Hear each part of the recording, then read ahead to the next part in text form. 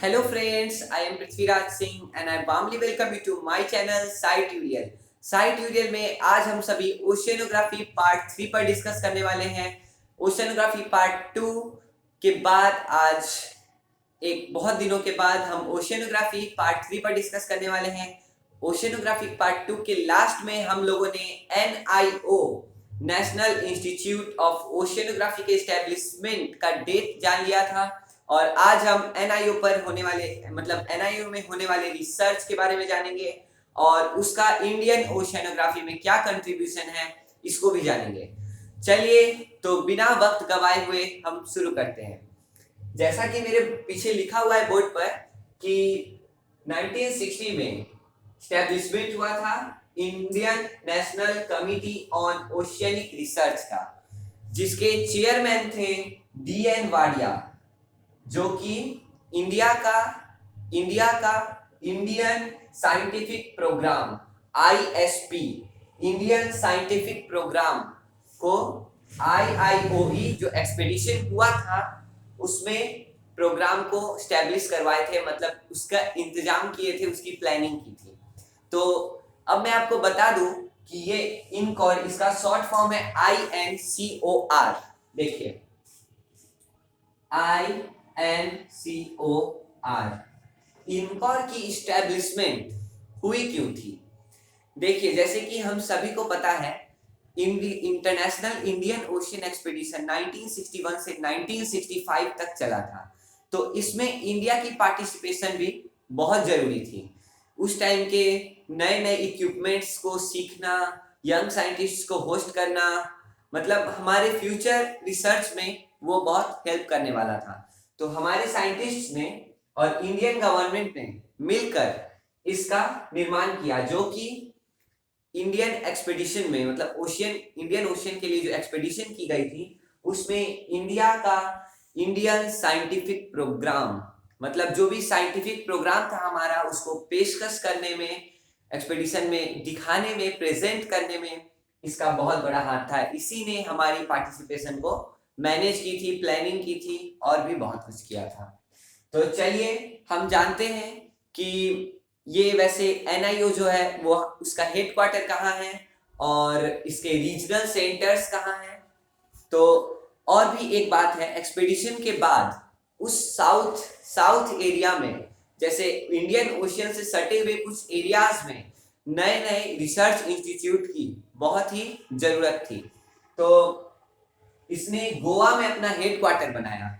ये देखिए गोवा में HQ मींस हेडक्वार्टर था इसका गोवा, और रीजनल सेंटर मतलब छोटे छोटे रीजनल मतलब अलग अलग रीजन्स में सेंटर है इसके 3 जगह है, मुंबई, वाइजैग और कोची। मुंबई, वाइजैग और कोची में इसके रीजनल सेंटर्स हैं। तो चलिए हम आगे देखते हैं कि ये रिसर्च किस चीज पर करती है, जैसे इंडियन ओशियन क्या है, उसमें क्या रिसर्च करना है, इस टाइप से। चलिए आगे बढ़ते हैं। कहा जा रहा है कि NIO जो है वो नॉर्दर्न इंडियन ओशियन में रिसर्च करती है, जैसे जो पार्ट हमारे इंडिया से सटा हुआ है उसको लेकर ये रिसर्च करती है।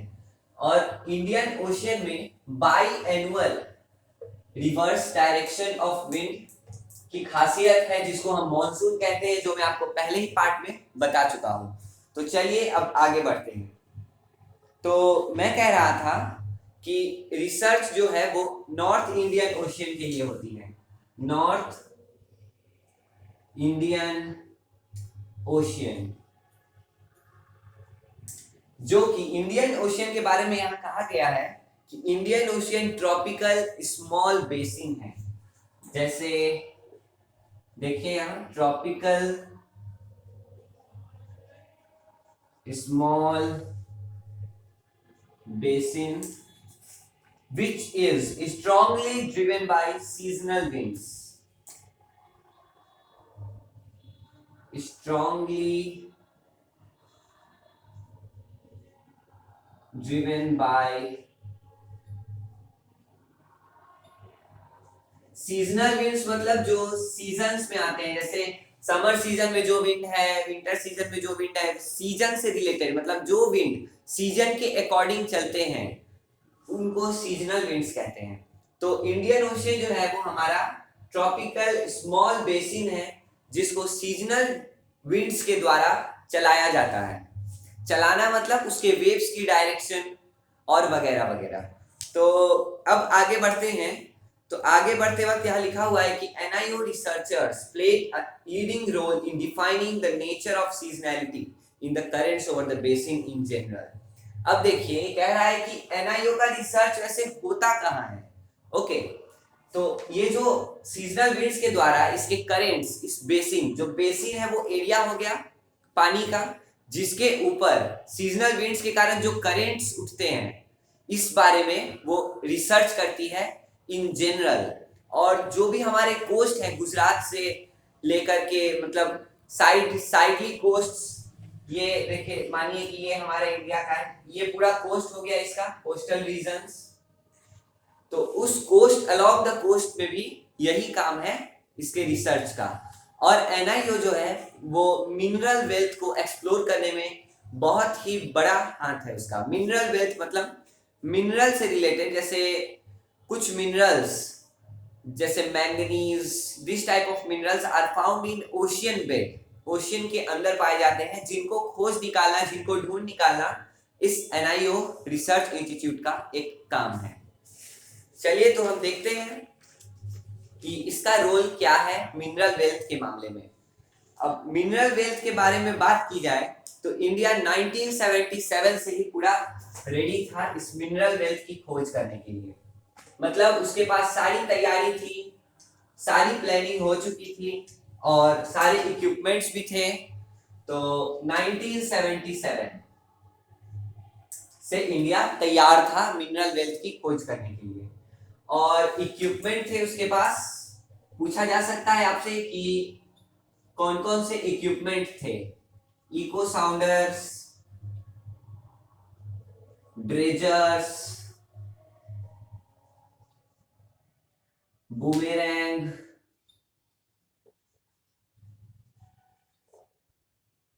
ग्रैब्स और भी थे।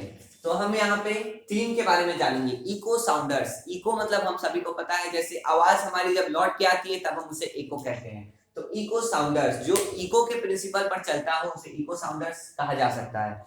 ड्रेजर्स और बूमेरैंग ग्रैब्स के बारे में हम लास्ट में डिस्कस करेंगे। आज के लास्ट में नहीं, मतलब जब ओशियनोग्राफी टॉपिक हमारा खत्म होने को होगा तब लास्ट में इक्विपमेंट्स के बारे में हम डिस्कस कर लेंगे। तो ये इक्विपमेंट्स के साथ इंडिया 1977 से ही तैयार बैठा था।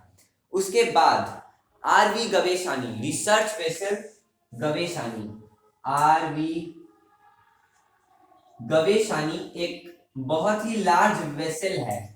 लार्ज वेसल मतलब बहुत बड़ा नाविक टाइप का है इसका स्ट्रक्चर, जिसका यूज हम रिसर्च में करते हैं। तो इसी की मदद से, और इस एक्सपीडिशन में कुछ लोग होंगे, उनके लीडर थे SZ Qasim. SZ Qasim, okay, ये देखिए SZ कासिम। और जानने की बात ये है कि जब SZ कासिम लीड किए थे फर्स्ट एक्सपीडिशन जब था, तब हमने डीप सी पॉलीमेटेलिक नोड्यूल्स को खोज निकाला था, जो कि बहुत ही कम देशों ने निकाल पाए हैं, मतलब खोज पाए हैं पॉलीमेटेलिक नोड्यूल्स। और इंडिया अपने आप को 6th नेशन प्रूव कर चुका है पॉलीमेटेलिक नोड्यूल्स के मामले में। तो समझिए वो हमारा फर्स्ट एक्सपीडिशन था और उसमें हमने पॉलीमेटेलिक नोड्यूल्स को खोज निकाला था। और ये जो था, दिस प्रोजेक्ट वाज इनिशिएटेड। कुछ प्रोजेक्ट्स जैसे होते हैं बीच में उनको पोस्टपोन कर दिया जाता है, तो इस प्रोजेक्ट को भी शायद पोस्टपोन कर दिया गया था क्योंकि इसको स्टार्ट किया था एच एन सिद्दीकी ने। डॉक्टर HN सिद्दीकी ने इसे स्टार्ट किया था, लेकिन कुछ कारणवश शायद प्रोजेक्ट बीच में ड्रॉप आउट हो गया।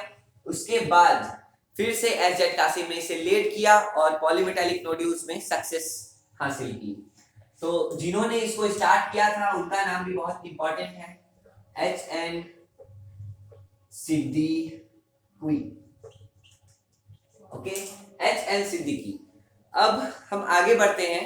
तो अब क्वेश्चन ये आता है कि जैसे कि हमने पॉलीमेटेलिक नोड्यूल्स खोजा तो, लेकिन वो तो डीप सी में था, तो फिर उसको लेके शोर पर, मतलब शोर मतलब आपका तट हो गया, तट पर कब आए हमारे इंडियन लोग जो गए थे।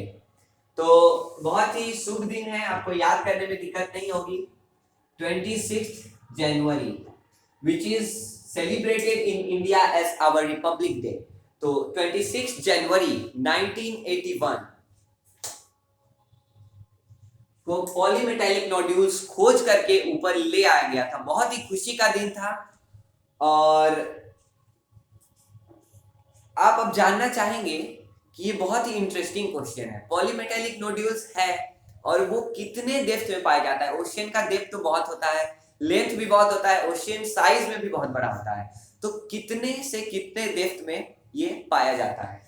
एक्चुअली मैं बता दूं कि फर्स्ट हाउल ऑफ, मतलब पहली बार पॉलीमेटेलिक नोड्यूल्स शोर पर लाया गया था तो वो 3600 मीटर के डेप्थ में था, लेकिन उसके बाद जब लाया गया तो वो 3400 से लेकर 6000 मीटर तक गहराई में पाया जाता था।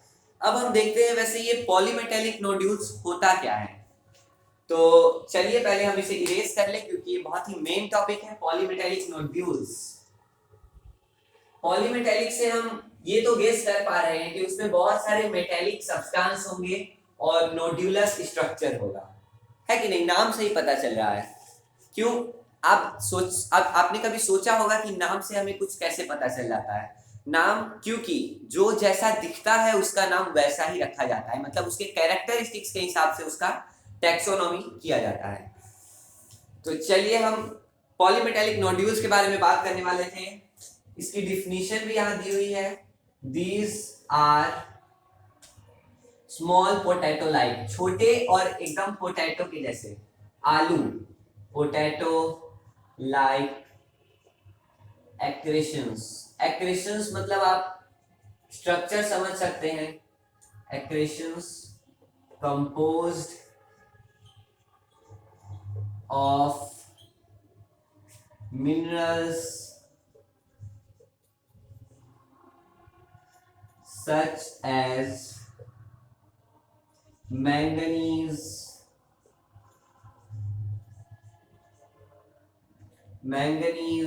and nickel, cobalt and copper and iron।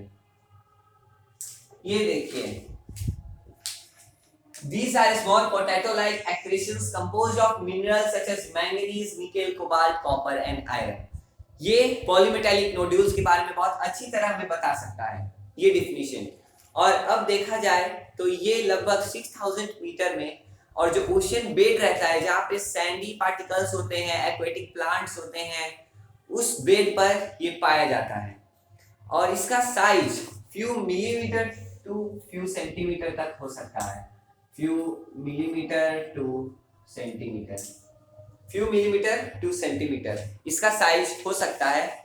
और आगे बात की जाए तो इसका जो, इस नोड्यूल्स में जो मेटल्स होते हैं उसका यूज सोलर पैनल में, इलेक्ट्रिक डिवाइसेस में इलेक्ट्रिसिटी जनरेट करने के लिए, और भी इलेक्ट्रिकल अप्लायंसेस में यूज किया जाता है, वो भी बहुत ही लार्ज अमाउंट्स में, ऑन अ लार्ज स्केल। अब एक बात ये आती है कि वैसे हम गए तो मानिए हमें पॉलीमेटेलिक नोड्यूल मिल भी गया, मतलब हमने डिटेक्ट कर लिया वो लोकेशन, पर अब क्वेश्चन आएगा कि हमने वहां से उसको लाया कैसे। तो उसके 3 प्रोसेसेस मेन हैं। एक है हाइड्रोलिक लिफ्ट सिस्टम, एक है कंटिन्यूअस बकेट सिस्टम, और the air lift system. Air lift नाम की एक मूवी भी आ चुकी है, तो ये वाला नाम हमें याद करने में बहुत इजी होगा, और ये नाम बहुत सिंपल भी लग रहा है, एयर लिफ्ट नाम की मूवी भी हम देख चुके हैं, इसलिए हमें एयर लिफ्ट नाम बहुत जल्दी याद हो जाएगा। तो पहला है हाइड्रोलिक लिफ्ट सिस्टम, और ये वर्ड जो है हाइड्रो, हाइड्रो, आप गौर कीजिएगा, हाइड्रो वर्ड हम जब भी यूज करते हैं तो वो वाटर की केस में यूज करते हैं, मतलब कुछ भी वाटर से रिलेटेड हमें बताना होता है तो हम हाइड्रो वर्ड का यूज करते हैं। तो यहाँ भी है हाइड्रोलिक लिफ्ट सिस्टम। अब आप तो सोचेंगे कि ओशियन भी तो वाटर ही है तो इसीलिए कुछ होगा, तो अभी आगे पढ़ते हैं हम, तब हमें पता चलेगा कि ये आखिर में है क्या। Hydraulic lift.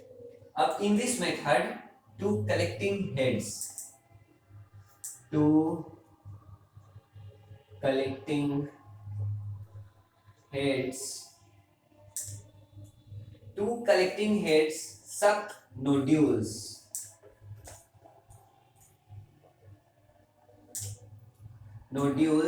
and bring them on the ship।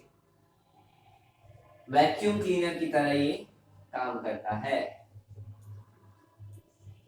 Okay, अब देखिए इतना हमारे लिए काफी है इसे समझने के लिए। देखिए मानिए कि ये ओशियन, 1 मिनट, मानिए कि ये जो पेपर है ये ओशियन बेड है, इसके ऊपर पूरा पानी भरा हुआ है, यहाँ पे एक्वेटिक प्लांट्स है, सैंड है और भी वेजिटेशंस हैं, और इसी पे पॉलीमेटेलिक नोड्यूल्स अलग अलग जगह पर हैं।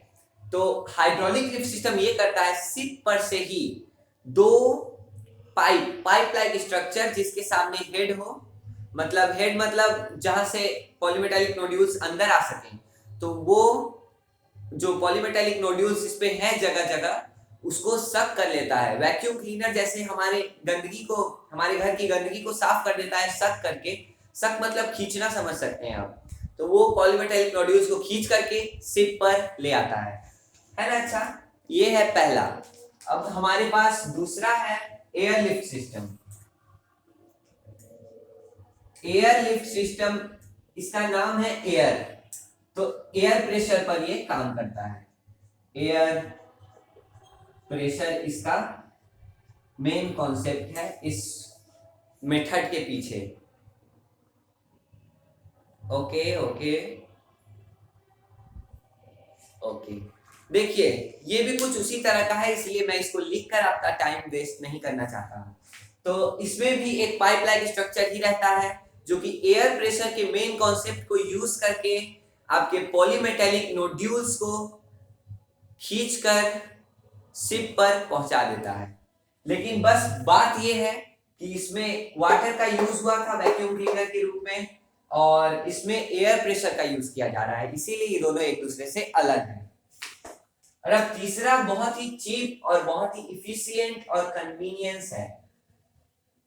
ये मेथड, इस मेथड में 25 एक केबल पर, मतलब एक केबल वायर पर 25 मीटर के इंटरवल पर बकेट्स लटका दिए जाते हैं जो शिप से नीचे जाते हैं और राउंड राउंड करते करते सारे नोड्यूल्स को ऐसे उठाते हैं, जैसे हम लोग वेल से पानी निकालते हैं ना, उसी टाइप से। मानिए एक सर्कुलर पुली आप लगाए हुए हैं, तो उसी पुली के तरह वो जाएगा, एक बकेट लेके आ गया, फिर यहाँ एक बकेट है वो लेके आ जाएगा, फिर यहाँ एक बकेट है वो लेके आ जाएगा। समझ रहे हैं? वो जो बड़ा सा राउंड सर्कल मेरी गो राउंड नहीं होता है मेले में, फेयर में हम जाते हैं, तो उसी तरह का था। और जो भी ईच कंपार्टमेंट है वो ईच बकेट था, और 2 बकेट के बीच में 25 मीटर्स के डिफरेंस होते हैं, लगभग ऐसे आप समझ सकते हैं। ये सब बकेट है, ओके, दीज आर बकेट्स, और इस दूरी है ये 25 मीटर्स। 25 मीटर की दूरी पर बकेट्स हैं, ये जाते हैं, कंटिन्यूअस मूविंग है, ये राउंड राउंड जाते हैं, और यहां से नोड्यूल्स ये उठा लिया, फिर यहां से नोड्यूल्स ये आएगा उठा लेगा, इस तरह से उठाकर शिप पे पहुंचा देते हैं। तो हमने इन तीनों के बारे में बात कर लिया है। और एनआईओ ने जो भी नोड्यूल्स लाए थे अंदर से सी बेड से, उनके साइज थे लगभग 8.5 to 9 सेंटीमीटर। मतलब जो नोड्यूल्स एनआईओ ने खोज निकाला था उसके साइज थे 8.5 से 9 सेंटीमीटर और 200 ग्राम इन वेट। उनके वेट थे 200 ग्राम, जो कि कॉमर्शियली मतलब इंडस्ट्रियली और लार्ज स्केल पे इलेक्ट्रिसिटी प्रोड्यूस करने के लिए यूज किया जाने के लिए एकदम सफिशिएंट था। मतलब बहुत ही अच्छा था। अब उसके बाद इसका डेंसिटी मतलब कॉन्सेंट्रेशन आप कह सकते हैं एक तरह से उसका डेंसिटी, तो उसका डेंसिटी था 1 to 5 kg पर स्क्वायर किलोमीटर, 1 to 5 kg पर किलोमीटर स्क्वायर। ये था इसका कॉन्सेंट्रेशन, मतलब उसके अंदर डेंसिटी थोड़ी कम लग रही है, कम थी, लेकिन उतना बहुत है, उतना काफी है। तब आगे बढ़ते हुए हम देखें कि अब देखा जाए तो कितने परसेंटेज ऑफ मेटल्स पाए जाते हैं। तो जैसा कि हमने डिस्कस किया था, कौन कौन से मेटल्स पाए जाते हैं? Manganese, okay, manganese, iron, nickel, copper और कोबाल्ट। अब हम जानेंगे कितना परसेंटेज पाया जाता है। आयरन और मैंगनीज का दोनों का है 37% ईच, मतलब मैंगनीज भी 37% और आयरन भी 37%। और उसके बाद हमारा आता है निकेल।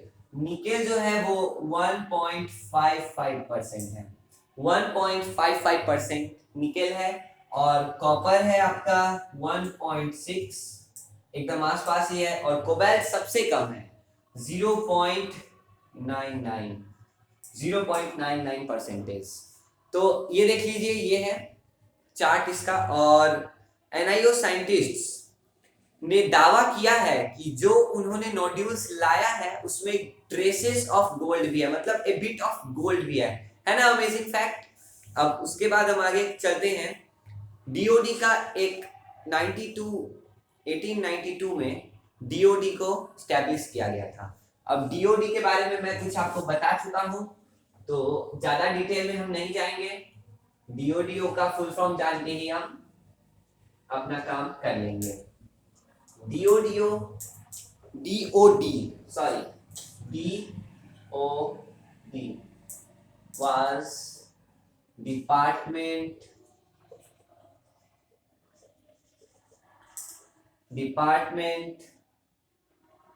Of ocean development. मतलब ये एक ऐसा डिपार्टमेंट था जो ओशियन डेवलपमेंट पे काम करता था, रिसर्च करता था, इसी टाइप से आप कह सकते हैं, ओशियन डेवलपमेंट के लिए डिपार्टमेंट। ये 1982 में इसका स्थापना हुआ था, मतलब स्टैब्लिश हुआ था ये 1982 में। और अब आगे बढ़ते वक्त हम देखते हैं कि the scientist at regional research laboratory Bhubaneswar, Bhubaneswar एक जगह है ओडिशा में, भुवनेश्वर के रीजनल साइंटिस्ट ने एक ऐसा टेक्निक निकाला जिसके पॉलीमेटेलिक नोड्यूल्स जो थे, उसमें जो मेटल्स का ही हमें काम था, उन मेटल से हम मेनली इलेक्ट्रिसिटी को निकालते थे, प्रोड्यूस करते थे। तो एक बहुत ही अच्छा टेक्निक बनाया एक्सट्रैक्शन ऑफ मेटल्स के लिए। और उन मेटल्स का एक्सट्रैक्शन किससे करना था? वो जो नोड्यूल्स पाए गए थे, पॉलीमेटेलिक नोड्यूल्स, उनसे। और अब आगे बढ़ते वक्त हम देखते हैं कि इंडिया का जो टेक्निकल रिसर्च इफोर्ट था ओशियन में, वो काफी रंग ला रहा था। जैसे इतने सारे इंस्टीट्यूट का निर्माण हुआ, एनआईओ, आईओबीसी जो इंटरनेशनल लेवल पर था वो नेशनल लेवल का रिसर्च लेबोरेटरी बन गया, और डीओडीओ का स्थापना हुआ। यहाँ तक कि पॉलीमेटेलिक नोड्यूल्स को भी हमने खोज निकाला। ऑयल प्रोडक्शन का भी हमारा बहुत बड़ा बॉम्बे हाई ऑफशोर, बहुत सारा ओशियन के नाम पर हमने रिसर्च किया और फल भी पाया और हमें सक्सेस भी मिली। तो हमने जो law of the sea conference 1982 में एक और भी बहुत ही काम की चीज हुई थी, law of the sea conference.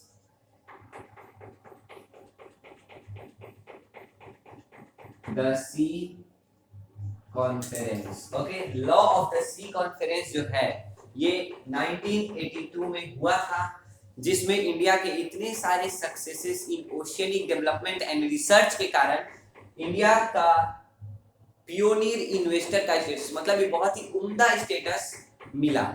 Pioneer investor, देखिए स्टेटस का नाम यहाँ लिखा हुआ है pioneer investor. Okay, pioneer investor का स्टेटस इसको मिला। अब हम आगे बढ़ते वक्त ये देखेंगे कि एनआईओ ने सक्सेसफुली इन सभी मिशंस को कंडक्ट किया, वो भी आरवी गवेशानी के हेल्प से। आरवी गवेशानी, जिस रिसर्च वेसल के बारे में मैंने आपको बताया था। आरवी का फुल फॉर्म है रिसर्च वेसल। अब रोल ऑफ ओएनजीसी हम पढ़ लेते हैं। रोल ऑफ ओएनजीसी, ओएनजीसी मतलब जैसे हम पढ़ते हैं सीएनजी, नेचुरल गैस, वैसा ही ये नाम भी लग रहा है। तो आइए देखते हैं ओएनजीसी रियल में है क्या।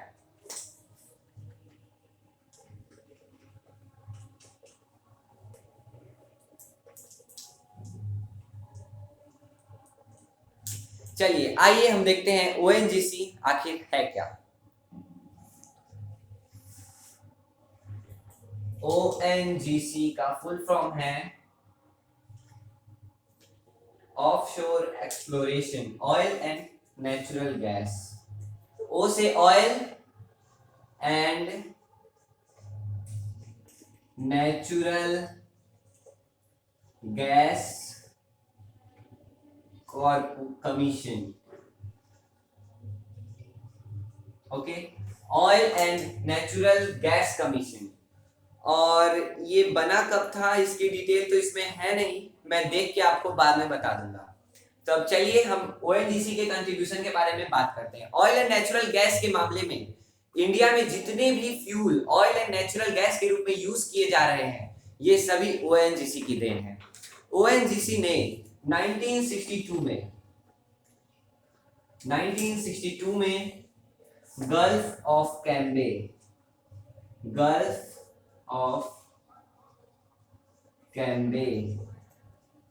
में इसने ऑयल की और नेचुरल गैस की खोज शुरू की थी।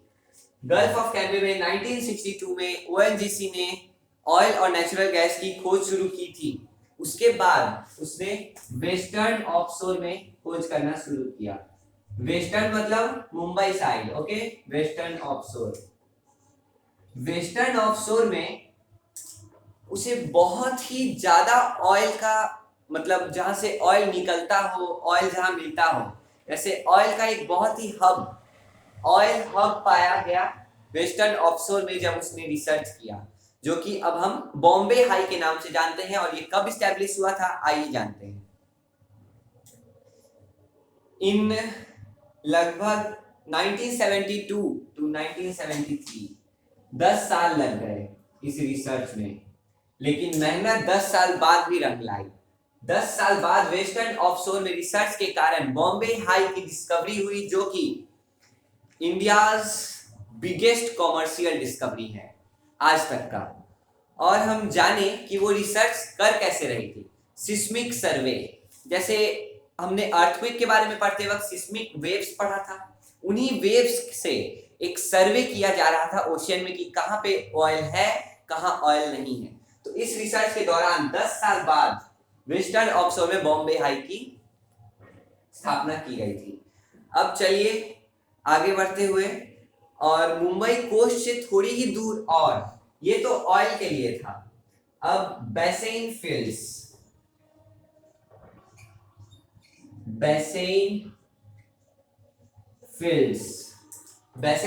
में क्या हुआ था, यहाँ पे इंडिया का बिगेस्ट गैस, जैसा कि मैंने बताया इसका नाम नेचुरल गैस भी है इसके नाम में। तो बेसेन फील्ड्स में और भी करने पर, ये बेसेन फील्ड्स है मुंबई के और ऑफशोर में, मतलब जो समुद्री इलाका है उससे थोड़ी दूरी पर बेसेन फील्ड्स है, वहां पर नेचुरल गैस पाया गया। और वो भी उसका बीसीएम, ये नोट करने वाली बात है, उसकी बीसीएम जो थी वो 283.17 था। और ये हुआ था 1976 में। बेसेन फील्ड्स की डिस्कवरी हुई थी 1976 में, और जो नेचुरल गैस वहां पाया गया था वो 283.17 बीसीएम का था। अब हम एक बात और जानेंगे और हम आज के सेशन को यही खत्म करेंगे और बाकी ओशियनोग्राफिक पार्ट 4 में डिस्कशन होगा। ओके, और हिंदुस्तान के पास shipyard built to supply oil ship, मैंने आपको पहले ही बताया था कि इसके लिए क्या चाहिए होता है। तो हमारे पास 2 सप्लाई शिप है जिससे ऑयल सप्लाई किया जाता है, 2 supply ships and oil supply ships जिससे ऑयल को ट्रांसपोर्ट किया जाता है, ये हमारे पास है। अब मैं आपको बस एक लास्ट बात बता दूं कि मुंबई और मझगांव डॉक जो है वहां पे ओएनजीसी को ऑयल प्रोडक्शन के लिए बहुत ही बेहतरीन प्लेटफॉर्म मिला। मैं इसको वाइप करके ही लिख देता हूं। आज का हमारा last topic, Mumbai and Mazagaon, ये दोनों जो जगह हैं मुंबई और मझगांव ओएनजीसी को बहुत ही बड़ा ऑयल प्रोडक्शन प्लेटफॉर्म प्रदान करती है। अब चलिए आज का सेशन यही खत्म होता है। ओशियनोग्राफी पार्ट 4 में मिलते हैं। और भी आप वीडियो रिकमेंड कर सकते हैं, उस वीडियो में हम मिलेंगे वापस। और आपको कोई भी डाउट हो आप यूट्यूब कमेंट बॉक्स में शेयर कीजिए, और अगर वीडियो पसंद आए तो वीडियो को लाइक कर दीजिएगा और चैनल को सब्सक्राइब कर दीजिएगा कि आप तक मेरे और वीडियोस आपकी हेल्प करने पहुंचते रहें। और नोटिफिकेशन बार को और बेल आइकन को दबा दीजिएगा कि आपको नोटिफिकेशन मिल जाए, क्योंकि वीवीएम बिहार स्टेट की VVM state level examination is at hand, means is near, it is only a week far away from us. So subscribe कर दीजिएगा कि मैं आपकी अपने वीडियोस से कुछ हेल्प कर पाऊं। सो गाइस, ओके, अब हम अगले सेशन में मिलेंगे। बाय।